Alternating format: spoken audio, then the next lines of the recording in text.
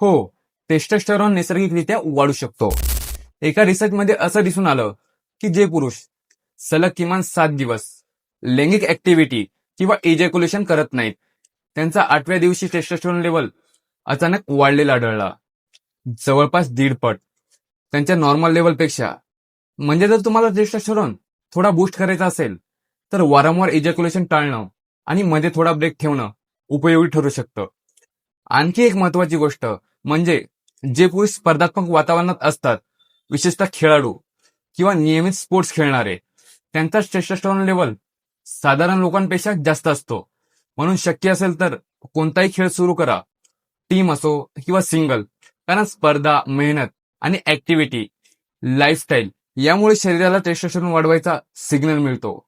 अशाच अजून माहितीकरिता video like करा आणि सबस्क्राईब करा.